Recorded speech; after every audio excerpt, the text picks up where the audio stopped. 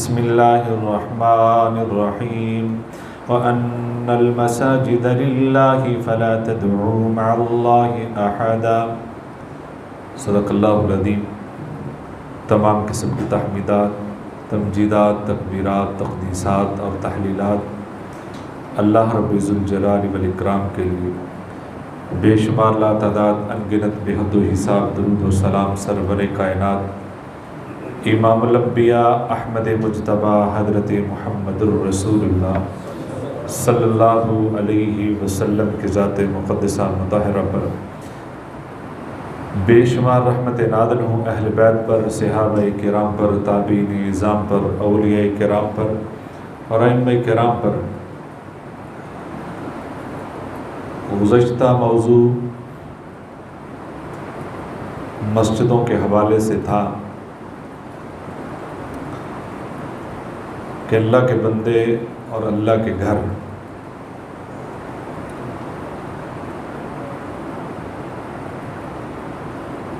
اس موضوع میں کافی باتیں بھی باقی تھیں اور کچھ احباب نے توجہ بھی دلائی ہے، اس کو مزید بیان کیا جائے۔ اسی موضوع کو آج انشاءاللہ العزیز مکمل کریں گے کہ مسجد سے وابستگی اسلام کے نقطہ نظر میں کتنی اہم ہے، جس کا کچھ حصہ آپ کے سامنے بیان ہو چکا ہے کہ انسانیت کے آغاز سے لے کر اور دین کی تکمیل تک آپ کو سر فہرست اللہ کے گھروں کا کردار نظر آئے گا۔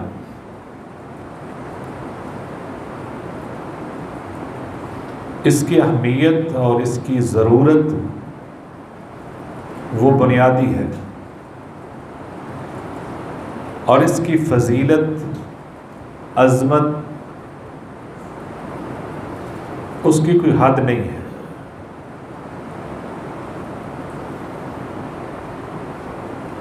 بلکہ آپ معاشرے میں چیک کر لیں، جس محلے کے اندر، جس شہر اور گاؤں کے اندر مسجدوں کی رونقیں دوبالا ہیں، مسجدیں تنگی داماں کی شکایت کرتی ہیں، اس علاقے میں جرائم کی سطح بہت کم ہوگی۔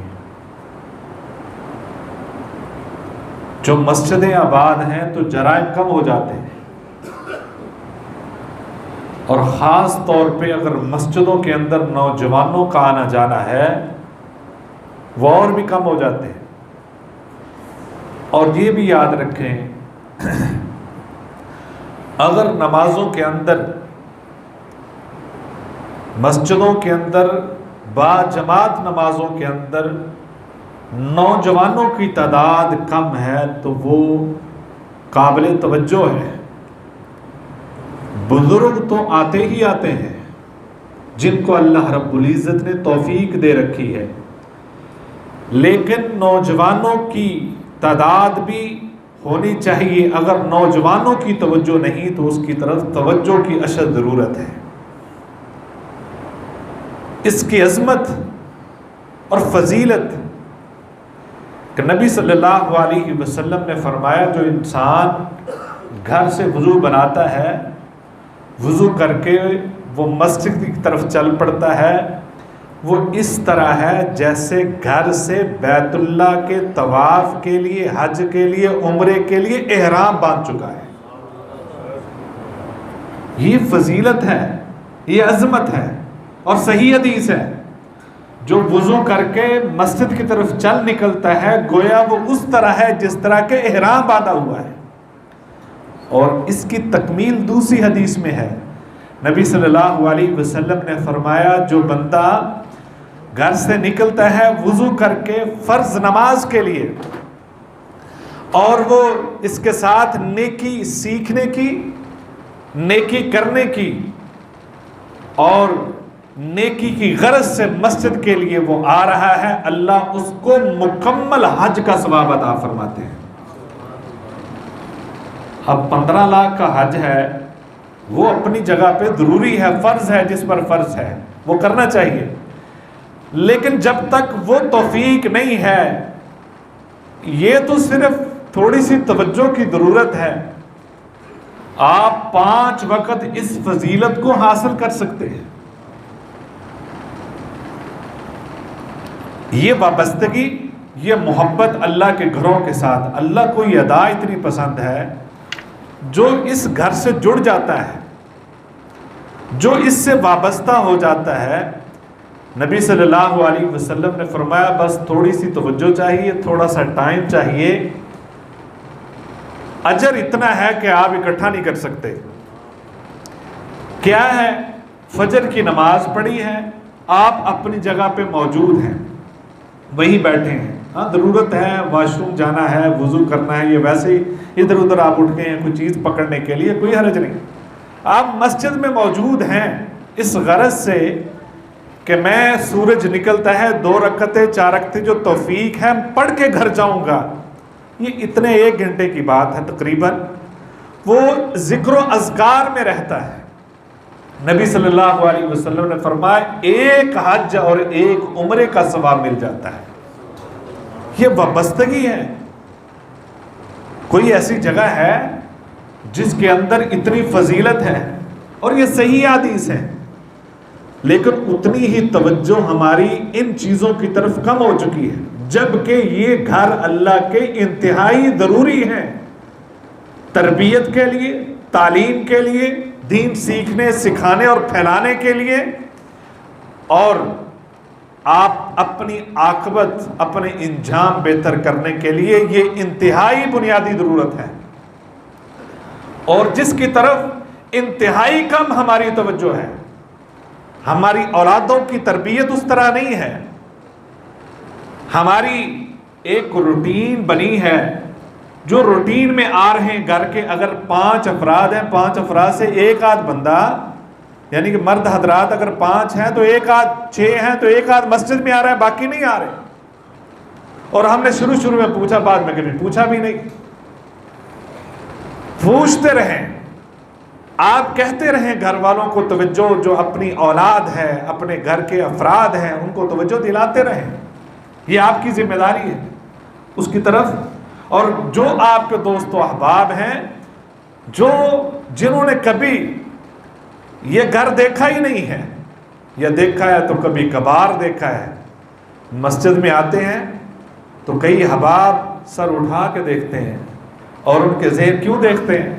اچھا یہ بھی مسجد میں آیا ہے، دل میں سوچتے ہیں اتنی اجنبیت کہ یہ بندہ مسجد میں آیا ہے، ہم مسلمان نہیں ہیں۔ حیرت ہوتی ہے، ہمارے محلے میں سینکڑوں افراد ایسے نکلیں گے کہ جو مسجد میں کبھی نہیں آئے، اور کبھی آ جائیں تو ہم کو سر اٹھا کے دیکھنا پڑتا ہے، یار یہ تو کبھی مسجد میں آیا ہی نہیں، آج آیا، لگتا ہے اللہ نے اس کو ہدایت دے دی۔ اگرچہ آپ کے جذبات بہت اچھے ہوں، لیکن سر اٹھا کے اسی لیے دیکھتے ہیں کہ بندے بہت سارے مسجدوں سے وابستہ نہیں ہیں۔ ہمارے ایک دوست بتا رہے تھے، ایک بندے کو اللہ نے اسی وجہ سے ہدایت دے دی، کبھی کبھار 1 آدھ بات کلک کر جاتی ہے، توجہ دلائی۔ بھائی آپ نے کبھی سوچا ہے کہ جب بندہ کی پوری نیت ہو، خلوص ہو، اور بندہ کسی کو بدلنا چاہے بدل لیتا ہے، اور نہ بھی اگلا بدلے، اللہ اس خلوص اور محبت اور جذبے اور کوشش کی اس کو اللہ رب العزت بے حساب نیکیاں ضرور عطا فرماتا ہے۔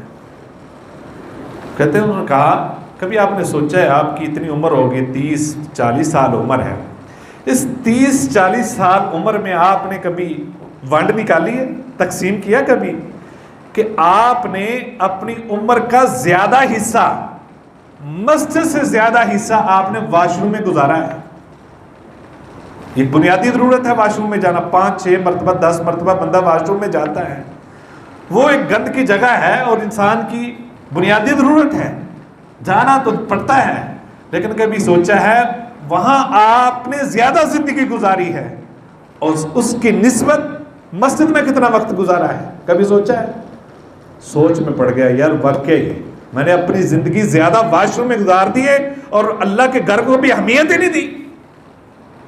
یہ اتنا ضروری ہے کہ اگر آپ اپنے آپ کو اللہ کے گھر کے ساتھ وابستہ نہیں کریں گے تو یاد رکھیں انسان کے بھٹکنے کے بہت ذرائع ہوتے ہیں۔ جو مسجدوں سے وابستہ ہوتا ہے وہ جلدی بھٹکتا نہیں ہے۔ اہدنا الصراط المستقیم جب اجتماعی طور پہ آپ کی دعا ہوتی ہے کہ اللہ سیدھا راستہ دے تو اجتماعی دعا کے اندر اثر بھی زیادہ ہے۔ آپ باجماعت کہتے ہیں اللہ سے اللہ ہمیں سیدھا راستہ دکھا، باجماعت گھر میں پڑھتا ہے تو نماز ایک ہے، باجماعت پڑھے مسجد کی اہمیت ہے کہ وہ 27 گنا بڑھ جاتی ہے۔ 5 نمازیں پڑھیے کتنے گنا بڑھ جاتی ہیں؟ یعنی ایک نماز کی اہمیت صرف جماعت کی وجہ سے وہ 25 سے 27% بڑھ جاتی ہے۔ ہم گھر میں بیٹھے یا اپنے کام کاج سے اکثر بور ہوتے ہیں، یعنی کہتے ہیں کہ ہماری ایک ہی روٹین ہے، اب صبح ڈیوٹی پہ جائیں، کام پہ جائیں، تو کبھی کبھار چھٹی والے دن آؤٹنگ پہ جانا چاہیے۔ آپ بچوں کو لے کر ہوٹل میں چلے جاتے ہیں، ریسٹورنٹ میں چلے جاتے ہیں، آپ کہیں باہر کسی دوسرے شہر میں چلے جاتے ہیں، یا آپ جب آپ اپنی مرضی سے نکلتے ہیں تو رشتہ دار بھی اس رشتہ دار کا انتخاب کرتے ہیں جس کی میزبانی بڑی اچھی ہوتی ہے۔ یہ ٹھیک ٹھاک ذرا وہ ان کا میزبانی کا سٹائل بہت اچھا ہے، ان کا خلوص زیادہ ہے، وہ محبت سے ملتے ٹائم دیتے ہیں، آپ ان کی طرف تو ان قریبی عزیزوں کی طرف جائیں گے جہاں زیادہ آپ کو محبت ملتی ہے۔ اللہ رب العزت نے فرمایا یعنی کہ جو سب سے خوبصورت جگہ آپ کو اس وقت نظر آئے گی، سب سے اچھی جگہ نظر آئے گی، آپ وہاں جانے کی کوشش کریں گے۔ نبی صلی اللہ علیہ وسلم نے فرمایا احب البلاد الی اللہ مساجدہا، یہ زمین میں سب سے زیادہ اللہ کو محبوب جگہ مسجدیں ہیں۔ وَأَبْغَضُ الْبِلَادِ، اور سب سے زیادہ ناپسندیدہ جگہ اللہ کو اسواقھا، وہ بازار ہے، سب سے ناپسند، اور ہماری زندگی زیادہ گزرتی وہاں، جبکہ وہ بھی ایک بنیادی ضرورت ہے۔ انسان کاروبار کے لیے نکلتا ہے، آگے پیچھے جانے کے لیے نکلتا ہے، لیکن وہ جگہ ناپسندیدہ جہاں انسان بھٹکتا رہتا ہے۔ اسی لیے کہ جب انسان کہیں ڈگمگا جائے تو اللہ پھر گھر میں بلا لیتا ہے کہ تمہاری ٹیوننگ ہو جائے، دوبارہ سے اپنی جگہ پہ آ جاؤ۔ انسان پھسلتا ہے پھر واپس آتا ہے۔ یہ مسجد اس لیے ہے کہ تم ایک جگہ پہ اپنی جو استقامت تمہاری وہ قائم دائم رہے، اس لیے مسجدوں سے وابستہ کیا ہے، اور سب سے خوبصورت جگہ وہ مسجدیں ہیں۔ اور میزبانی کیسی؟ نبی صلی اللہ علیہ وسلم نے فرمایا من توضا، جو وضو کر لیتا ہے، وجاء الی المسجد، اور مسجد کی طرف آتا ہے، فہو زائر اللہ، ان لوگوں کی میزبانی اللہ رب العزت خود فرماتے ہیں۔ آپ بتائیں کہ میزبان کون ہے؟ الخالق ہے جس نے انسان کو پیدا کیا، وحق علی المزور، اور میزبان پر اب لازم ہو جاتا ہے ان یکرم الزائر، کہ وہ مہمان کی تکریم کرے، عزت کرے۔ اللہ سے بڑھ کر انسان کی کوئی تکریم کر سکتا ہے؟ گویا میں سمجھتا یہ نسخہ ہے، نسخہ کیمیا ہے، اور یہ اصول بڑا اس نیت سے آ کر دیکھیں، آپ بے چین ہیں، پریشانی ہے، کوئی سمجھ نہیں آتی میں جاؤں کہاں، اتنی بے چینی ہے۔ نبی صلی اللہ علیہ وسلم کو پتہ چلا خسوف اور کسوف ہو گیا ہے، چاند گرہن، سورج گرہن ہو گیا، بے چینی ہے، کبھی باہر جاتے کبھی اندر آتے ہیں۔ اس کے نبی صلی اللہ علیہ وسلم مسجد میں اعلان کر دیا آ جاؤ سارے مسجد میں، اور اتنے لمبے رکوع کیے، اتنے لمبے سجدے کیے، صحابہ کہتے ہیں اس جیسی نماز نبی صلی اللہ علیہ وسلم نے پہلے کبھی نہیں پڑھی تھی۔ گویا بے قراری ہے، بے چینی ہے، انتہائی پریشانی ہے۔ آپ اللہ کے مہمان بن جائیں تھوڑی دیر کے لیے، اللہ کے سامنے گڑ گڑا دیں، اللہ کے گھر میں آ کر آپ اللہ کے ذمہ بن جائیں گے۔ دوسری حدیث میں ہے کہ جو مسجد میں ہوتا ہے فَهُوَ ضَامِنُ، اللہ اس کا ضامن ہو جاتا ہے، گویا آپ اللہ کے ذمے ہیں، پھر آپ کی پریشانی نہیں رہے گی۔ یہ تو ہم کہتے ہیں نا، کسی بہت بندہ باہر سے پریشان آئے، گھر میں والد موجود ہو، والدہ موجود ہو، بڑا کوئی بھی موجود ہو، یا خاندان میں کوئی بڑا ہو، یا کوئی سیانہ کوئی سمجھدار موجود، بندہ بڑا ڈسٹرب ہو، اس کے جا کر کہتے ہیں کہ میں دل ہولا کرنے لگا ہوں، وہ جا کے اس کو بتاتا ہے ابا جان، امی جان، دادی جان، دادا جان، میرا یہ مسئلہ ہے، یہ پریشانی، وہ ساری پریشانی بتا دیتا ہے۔ پریشانی حل ہو نہ ہو، بتانے کے بعد وہ پرسکون ضرور ہوتا ہے کہ اب میری ذمہ داری نہیں ہے، اس بڑے کی ذمہ داری، ساری پریشانی کس کو بتا دی ہے؟ اپنے بڑے کو بتا دی۔ جب آپ اپنی پریشانی اللہ کو بتا دیتے ہیں، پھر آپ پریشانی سے دور ہو جاتے ہیں، کیونکہ آپ نے اپنا غم اللہ کے حوالے کر دیا ہے، اب آپ کو پریشان ہونے کی ضرورت نہیں ہے۔ لہذا اس سے بڑی کوئی اماجگاہ ہو سکتی ہے سکون کی، قرار کی، اطمینان کی، طمانینت کی؟ وہ یہ جگہ ہیں کہ آپ اپنی پریشانی ساری اکٹھی کر کے سر پہ رکھیں، اور وہ سر لا کر مسجد میں زمین پہ رکھ دیں، وہ ساری گر جائے گی۔ آئیں تو صحیح، ان گھروں کو آباد کریں تو صحیح۔ یہ وہ جگہ ہیں جہاں آپ کی پریشانیاں دور ہوتی ہیں۔ نبی صلی اللہ، حضرت عبداللہ بن عمر رضی اللہ تعالیٰ عنہ فرماتے ہیں، ہم نے نماز پڑھی، نماز پڑھنے کے بعد کچھ لوگ چلے گئے، کچھ بیٹھے تھے، جنہوں جلدی تھی وہ چلے گئے، ہم وہیں موجود تھے۔ تھوڑا وقت گزرا تو نبی صلی اللہ علیہ وسلم مسجد میں داخل ہوئے بڑی تیزی کے ساتھ، اور اتنی تیزی سے آئے کہ نبی صلی اللہ علیہ وسلم کا سانس پھولا ہوا تھا۔ مطلب کیا تھا کہ بڑی اہم بات ہے، کوئی خاص مسئلہ ہو گیا ہے، یعنی اتنی تیزی سے آئے ہیں اور سانس پھولا اور گھٹنوں کے بل بیٹھ جاتے ہیں۔ نبی صلی اللہ علیہ وسلم نے فرمایا ابشروا ھذا ربکم، لوگوں خوشخبری ہے تمہارے لیے، مبارک ہو۔ نبی صلی اللہ علیہ وسلم تیزی سے آئے، سانس پھولا، مبارک تھی جو موجود تھے، کہ لوگوں جتنے موجود ہو تم سب کو مبارک ہو، یہ تمہارے رب نے مبارک دی ہے۔ مجھے وحی سے کے ذریعے بتایا گیا ہے اللہ رب العزت نے آسمان کا ایک دروازہ کھولا ہے جو پہلے کبھی نہیں کھلا، اور دروازہ کھول کے اللہ رب العزت نے فرشتوں سے کہا انظروا الی عبادی قضوا فریضۃ وہم ینتظرون اخری، اے میرے فرشتوں دیکھو میرے پیغمبر کی مسجد کے اندر کچھ لوگ بیٹھے ہیں، انہوں نے ایک نماز پڑھ لی ہے، دوسرے کی انتظار میں ہے، یہ کتنے محبوب بندے ہیں۔ نبی صلی اللہ علیہ وسلم نے اس بات کو بتانے کے لیے کتنی کوشش کر کے یہ بات واضح کی، اور اللہ رب العزت نے کتنا اہتمام کیا، اپنے فرشتوں کو بتایا۔ گویا جب تک کوئی بندہ مسجد میں بیٹھا رہتا ہے، اللہ فرشتوں سے ذکر کرتے رہتے ہیں کہ دیکھو میرے بندے مسجد میں نماز کے انتظار میں بیٹھے ہیں۔ بھائیو یہ مسجدیں بڑی اہم ہیں۔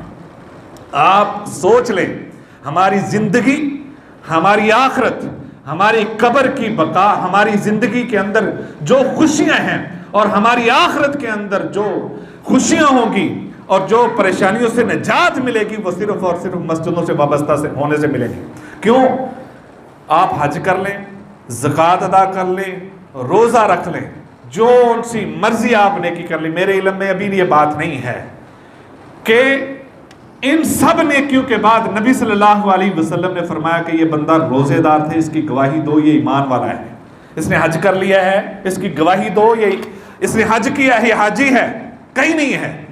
لیکن نبی صلی اللہ علیہ وسلم نے فرمایا جو بار بار مسجد میں آتا ہے، مسجدوں سے وابستہ ہے، اے لوگوں اس بندے فشہدوا بالایمان، اس بندے کے مومن ہونے کی آپ ساری گواہی دے دو، یعنی وہ بندہ مومن ہے جو مسجدوں سے وابستہ ہے، جو مسجدوں سے، یعنی اتنی اہم بات ہے، اور اتنی اہم بات ہے کہ نبی صلی اللہ علیہ وسلم کی زندگی کے اندر تو مسجد ہی مسجد میں گھر مسجد کے اندر بنوائے تھے، اور صحابہ کو یہ حکم تھا جنگ پہ جاؤ، ویٹ کرو، انتظار کرو صبح کا، اگر وہاں آپ کو مسجدوں سے اذانیں سنیں اور اذان کی آواز آ جائے تو چھوڑ دو، واپس آ جاؤ، وہاں خیر ہے، وہاں خیر، جہاں اللہ کا گھر بن جائے وہاں خیر کی امید رکھو، جہاں اللہ کا گھر ہے۔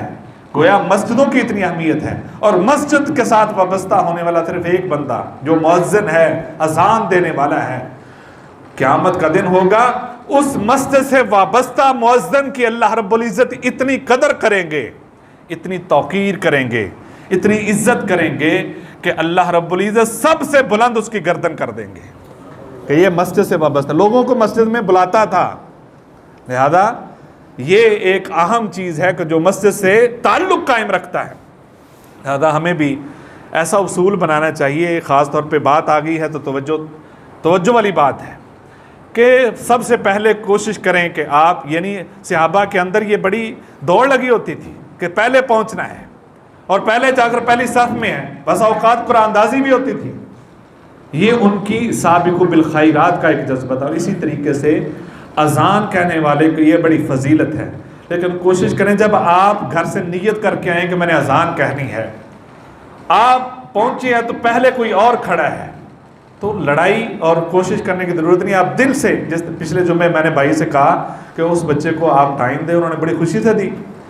لہذا یہ جو بندہ آپ سے بہتر آواز والا ہے، خوبصورت آواز والا ہے، اس کو آپ آگے کر دیں، آپ کو بھی اجر ملے گا کیونکہ آپ نیت سے آئے تھے اور آپ سمجھتے ہیں کہ اس کی آواز اچھی ہے، کیونکہ نبی صلی اللہ علیہ وسلم نے ان صحابہ کی ڈیوٹی لگائی تھی جن کی آواز بہت خوبصورت تھی اور وہی اذان کہتے تھے۔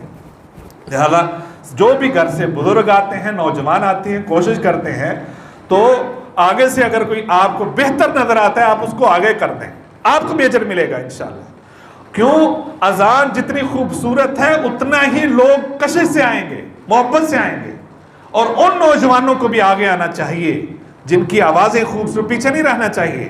آپ اپنی ٹرائی دیں، اور اذان پچھلے جمعے جس طرح بچے نے اذان بڑی خوبصورت کہی تھی، ایسے ہی ان بچوں کو بھی آگے آنا چاہیے جن کی آوازیں خوبصورت ہیں۔ یہ بھی ضروری ہے اور یہ بھی سنت ہے کہ جو خوبصورت آواز والا ہے اس کو آگے لے کر آئیں۔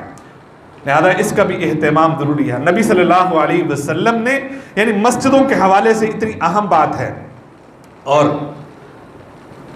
یہ بھی بات ذہن میں رکھیں کہ جمعے کے حوالے سے اور عشاء کی نماز کے حوالے سے دو مختلف حدیثیں ہیں۔ نبی صلی اللہ علیہ وسلم نے فرمایا میرا دل کرتا ہے میں یہاں کسی اور کو کھڑا کروں، اور جو لوگ ابھی گھروں میں ہیں اور جو مسجد میں نہیں آئے اور گھروں میں ہیں، میں لکڑیوں کا گٹھرا ساتھ لے کر جاؤں، ان کے گھر میں رکھوں، اس گٹھرے کو آگ لگاؤں اور پورے گھر کو جلا کر راکھ کر دوں۔ یہ کس پیغمبر جو رحمت للعالمین ہیں ان کی خواہش ہے، جو مسجدوں میں نہیں آتے ان کے گھر کو میں جلا کر راکھ کر دوں، وہ اس قابل ہی نہیں دنیا میں رہیں۔ یہ پیغمبر کی خواہش ہے۔ کیوں کیا نہیں؟ کہ وہاں بچے بھی موجود ہیں، عورتیں بھی موجود ہیں، وہ سب بے گناہ مارے جائیں گے۔ سوچئے ذرا یہ کتنی اہم بات ہے۔ اور لہذا صحابہ فرماتے تھے دو صورتیں تھیں، یعنی ایک دوسری جگہ پہ تین بھی ہیں، کہ دو صورتیں تھیں کہ جب ہم کوئی بندہ مسجد میں نہیں آتا تھا ہم سمجھتے تھے کہ یہ اس وجہ سے نہیں آیا۔ ایک یہ تھی کہ وہ بالکل ظاہری طور پہ منافق ظاہر ہو چکا ہے، ظاہر منافق ہو چکا ہے، سب کو پتہ چل گیا منافق ہے، اب یہ مسجد میں اس کا کوئی تعلق نہیں۔ دوسرا وہ بندہ جس کی اب وہ کیفیت بھی ختم، غور کرنے والی بات ہے، وہ کیفیت بھی ختم ہو چکی ہے، اتنا بیمار ہے کہ دو بندوں کے سہاروں پر بھی مسجد میں نہیں آ سکتا۔ یعنی اتنا بیمار ہوتا نا کہ دو بندے ایک ادھر سے پکڑتا ایک ادھر سے پکڑتا تو وہ لے آتا تھا، گھسیٹ کر لے آتا تھا، اس وقت تک وہ مسجد میں آتا تھا، اور جب اس سے بھی آگے حالت پہنچ جاتی تب وہ مسجد میں نہیں آتا تھا۔ ہم سمجھتے تھے یا وہ بہت شدید بیمار ہے اور یا وہ منافق ہو چکا۔ یہ دو صورتیں تھیں مسجد میں نہ آنے کی۔ کتنی بات ہے، کتنی اہم بات ہے۔ لہذا ہمیں ضرور غور کرنا چاہیے، کیا ہم ان لوگوں میں سے شامل نہیں ہیں؟ اللہ ہمیں معاف فرمائے، اللہ ہمیں سستیاں دور کرنے کی توفیق عطا فرمائے۔ اس کے ساتھ نبی صلی اللہ علیہ وسلم نے فرمایا صفائی کا اہتمام، مسجدوں کو صاف کرو۔ حضرت ابراہیم اسماعیل علیہ السلام کو یہ حکم دیا تھا مسجدوں کی صفائی کا اہتمام، اسی طرح مسجدوں کو صاف کرنے کا حکم دیا، صفائی ستھرائی۔ اور جو نمازی ان کو بھی کہا لہسن نہیں کھانا، پیاز نہیں کھانا، کوئی بدبو والی چیز نہیں ہونی چاہیے، اسمیل نہیں آنی چاہیے۔ پہلے مسجد نبوی میں جمعے کے لیے آنا فرض تھا کہ غسل کر کے آئیں، بعد میں اختیار دے دیا گیا کیونکہ پسینہ بدبو سے دوسرے جو ہیں اور فرشتے ان کو کراہت ہوتی ہے۔ اور اسی طرح نبی صلی اللہ علیہ وسلم نے فرمایا میرا بس چلے، مشقت نہ ہوتی تو میں ہر نماز کے ساتھ مسواک کو لازم کر دیتا۔ یہ صفائی ستھرائی کے سارے ذریعے ہیں۔ گویا ظاہری طور پر بھی بندے کو بالکل صاف ہونا چاہیے، مسجد بھی صاف ہونی چاہیے. یاد رکھیں اس کے ساتھ اپنے بھائیوں کے بارے میں دل بھی صاف ہونے چاہیے. یہ مت سمجھے ظاہری صفائی ہونی چاہیے, دلوں کو صاف کر کے بھی اپنی صف میں کھڑے ہوں. پاؤں کے ساتھ پاؤں ملانا ہے تو اللہ دل بھی ملا دیتا ہے. یعنی ہر چیز کی صفائی ہو کر مسجد میں آنا چاہیے اور اس کا اہتمام کرنا چاہیے. جس طرح کہ میں نے عرض کیا ہے کہ ہم تو پوچھتے ہی نہیں ہیں دوسروں کو جو نہیں آتا. صحابہ پوچھتے ہوتے تھے کہ بھئی یہ بندہ کیوں نہیں آیا, ایک دوسرے سے پوچھتے تھے. کتنے دن کوئی نہیں آتا, نہیں پوچھتے. بعض مسجدوں میں پہلے ہم نے دیکھا ہے کہ صلاۃ کمیٹیاں ہوتی تھیں, جو نماز نہیں پڑھنے آیا تو وہ ان کے گھر میں چلے جاتے تھے 3-4 لوگ مل کے. آپ کر کے دیکھیں جو فجر میں نہیں نہ آتے 3-4 لوگ اکٹھے ہوں, جا کے تو دروازہ کھٹکائیں, پہلے تو ان سے ناشتہ کریں. اگلے دن وہ اذان بھی دے گا آپ کے. 2-3 دفعہ آپ ناشتہ کریں گے نا ان سے جو فجر نہیں پڑھنے آتے, تو دیکھیں وہ آتے کہ نہیں آتے. لہذا ہم نے کوئی ایسا اہتمام نہیں کر رکھا. پوچھیں ضرور. میری کوشش ہوتی ہے کیونکہ میں 8 دن کے بعد آپ کے پاس آتا ہوں, تو جو احباب یعنی کہ سلام لیتے ہیں ملتے ہیں ان کو میں پوچھتا ضرور. بعض ان کو کہتا ہے آپ کی چھٹی ہے, اور بعض احباب ایسے بھی ہیں جمعے سے پہلے مجھے میسج کر دیتے کہ آج میں فلاں جگہ پہ, بعد میں بتاتے ہیں. یعنی یہ پوچھنے کا اتنا فرق پڑتا ہے کہ دوسرا بندہ بتاتا ہے کہ میں فلاں جگہ پہ ہوں. آپ بھی پوچھا کریں ایک دوسرے کو, بھئی آپ ظہر میں نظر نہیں آئے, فجر عشاء میں نظر نہیں آئے, کتنے دنوں سے نظر نہیں, بیمار ہو سکتا ہے, کوئی پریشانی ہو سکتی ہے. اور یہ وہ چیزیں ہیں جس سے مسجدیں آباد ہوتی ہیں. یہ وہ چیزیں ہیں جس سے مسجدیں آباد ہوتی ہیں. لہذا ہم یہ اہتمام کریں. اور جو نہیں آتے مسجد میں, یاد رکھیں جب کوئی بڑا دعوت کرتا ہے نا, جس کا وہ سب کا سانجا جو بڑا ہوتا ہے دعوت کرتا ہے, تو اس میں سے بعض ایسے ہوتے ہیں وہ کہتے ہیں بھئی آؤ چلیے دعوت کھائیے جا کے. وہ کہتے ہیں مجھے تو بلایا ہی نہیں انہوں نے, مجھے تو نہیں بلایا. اچھا آپ کو نہیں بلایا. وہ پریشان اور دل میں جلن بھی محسوس کرتا ہے, اچھا اس کو بلا لیا مجھے بلایا ہی نہیں ہے. یاد رکھیں جو مسجد میں آتے ہیں اس بڑے نے ان کو بلا لیا ہے, توفیق دے دی ہے. جو نہیں آتے یہ مت سمجھیں کہ ہم کوئی بہت بڑا تیر مار لیا ہے. اللہ نے ان کو توفیق ہی نہیں دی.